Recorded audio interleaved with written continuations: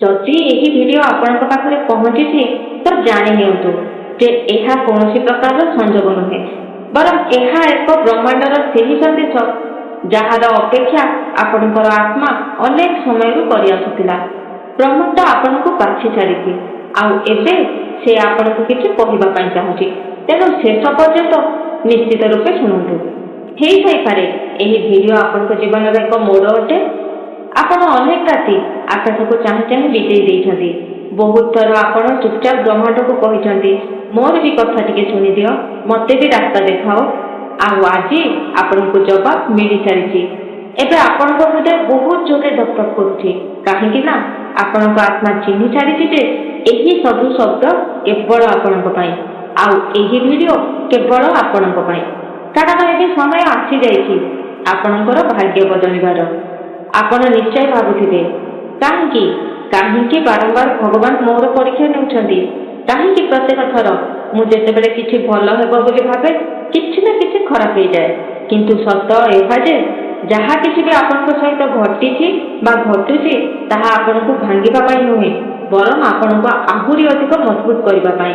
ब्रह्मांड केबे मध्य बिना कारण रे काहाठारु किछि भी नै न थाए जेतेबेले से किछि नै थाए तो से ताठारु अधिक किछि भल देबा पाई जागा खाली करथाए।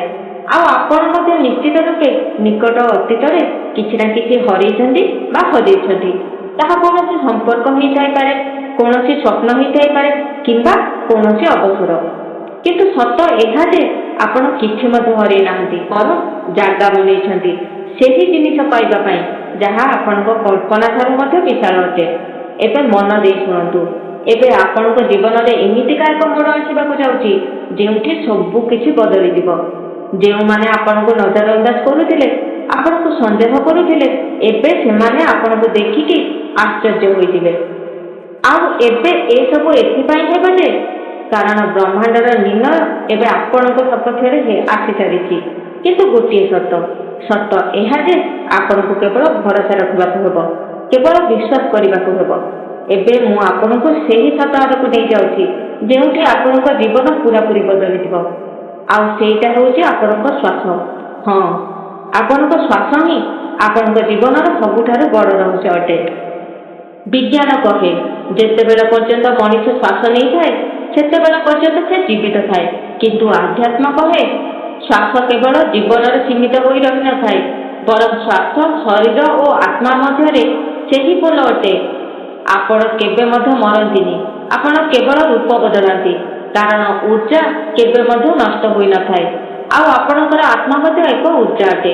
किंतु प्रश्न एहा जे जदि आम भितर एते सब शक्ति लुचिकी अछि तो आमे ताको अनुभव काहे करि पार न थाउ काहे आमे अशांत होई थाउ काहे डरी थाउ काहे आमे समस्या भितर छंदी होई रहि जाउ काहे ना आमे आम श्वास विषय किछि मध्य जानि न थाउ। आपणकर श्वासर गति आपणक मानसिक स्थिति को ठीक करि थाए। देखिथिबे जेउ व्यक्ति चिंतित थाए तार श्वासर गति तीव्र थाए आउ जेउ व्यक्ति शांत थाए तार श्वासर गति धीर होई थाए। एही ठारू ही आरंभ होई थाए आपणकर परिवर्तन। मु एबे आपणको एमिति एक नियम विषय कहबाक जाउछि जहा आपणको आपणक भितरु परिवर्तन करिवो। आपण जदि एही नियम को ठीक भाव में करि परिबे तेबे आपण निजे अनुभव करि परिबे जे आपणको दुनिया बदलिबारे लागिछि। नियमर प्रथम चरण प्रथमे आपण आराम रे बसि जातु आउ आखि बंद करंतु केवल निज श्वास उपर ध्यान दियंतु। श्वास भीतर को नेबा परे अल्प समय भीतर अटकाई रखिबाकू चेष्टा करंतु। आपनको जल्दी करिवार आवश्यकता नहीं। आपणको मन प्रथमे अस्थिर और चंचल हेबाकू लागिबो पुराना कथा सब मने पड़िबो किंतु आपणको सेही सब विचार सहित लड़िबा किछि मध्य दरकार नहे खाली श्वास उपर ध्यान केंद्रित करिवार अछि। किछि दिनर अभ्यास परे आपण अनुभव करिबे जे आपणको विचार धीरे धीरे कम हेबारे लागिछि। द्वितीय चरण एबे आपण श्वास नेले अनुभव करंतु जे आपण जे श्वास नेउछंती ताहा आपणको नाभि पर्यंत जाउछि आ पेट फुलुछि। श्वास छाड़िला बेले आपणको पेट भीतर को पसुछि। एबे आपण खाली श्वास नेउनांती बरं आपण आपणको शरीर सहित जोड़ी होई जायछंती। किछि समय परे आपणको लागिबो जे आपण बाहरु निजको निजे देखुछंती। तृतीय चरण ଏବେ ଆପଣ ନିଜ ଶରୀରକୁ ଅନୁଭବ କରିବାକୁ ଚେଷ୍ଟା କରନ୍ତୁ। ହୃଦୟର ଶବ୍ଦ, ହାଲକା ହାଲକା କମ୍ପନ, ଶ୍ୱାସର ଆବାଜ। ଧୀରେ ଧୀରେ ଆପଣଙ୍କ ଶରୀର ଶାନ୍ତ ହେବାକୁ ଲାଗିବ। କିଛି ଅଂଶ ଝିମା ଝିମା ପଡ଼ିଗଲା ଭଳି ଲାଗିବ, ହେଲେ ଡରିବାର ନାହିଁ। ଏହା ସଂକେତ ଅଟେ ଯେ ଆପଣ ଗଭୀରତା ଭିତରକୁ ପ୍ରବେଶ କରୁଛନ୍ତି। ଏବେ ଖାଲି ଅନୁଭବ କରିଚାଲନ୍ତୁ, କିଛି ମଧ୍ୟ ଭାବନ୍ତୁନି।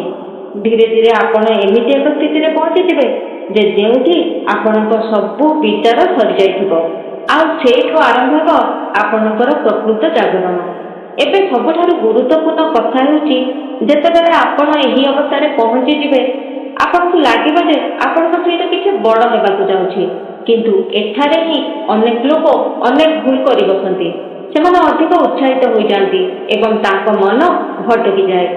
ଆପଣଙ୍କୁ କିଛି ମଧ୍ୟ କରିବାର ନାହିଁ, କେବଳ ନିଜକୁ ନିଜେ କହିବାର ଅଛି ଯେ ମୁଁ ପୂର୍ଣ୍ଣ ଅଟେ, ମୋତେ କିଛି ମଧ୍ୟ ପାଇବାର ଆବଶ୍ୟକତା ନାହିଁ। ଆଉ ସେତେବେଳେ ଆପଣ ସେହି ଶାନ୍ତିକୁ ଅନୁଭବ କରିପାରିବେ ଯାହାକୁ ଶବ୍ଦରେ ବର୍ଣ୍ଣନା କରିପାରେନି।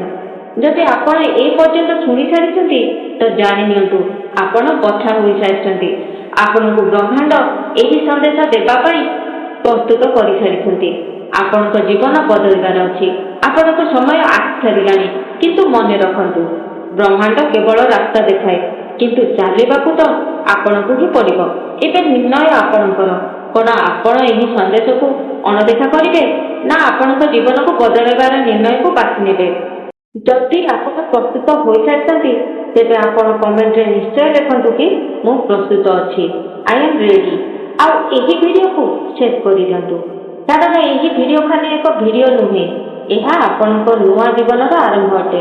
ହଁ, ଆହୁରି ମନେ ରଖନ୍ତୁ, ଆଜି ଆପଣ ଏହି ସନ୍ଦେଶକୁ ବାଛି ନାହାନ୍ତି, ବରଂ ବ୍ରହ୍ମାଣ୍ଡ ଆପଣଙ୍କୁ ବାଛି ସାରିଛି। ଆଉ ଯଦି ଏହି ସମୟ ପର୍ଯ୍ୟନ୍ତ ଆପଣ ଏହି ଭିଡ଼ିଓରେ ଅଛନ୍ତି, ତ ଜାଣି ନିଅନ୍ତୁ ଯେ ଆଗାମୀ ଚମତ୍କାର ଆପଣଙ୍କ ଜୀବନରେ ଘଟିବାକୁ ଯାଉଛି।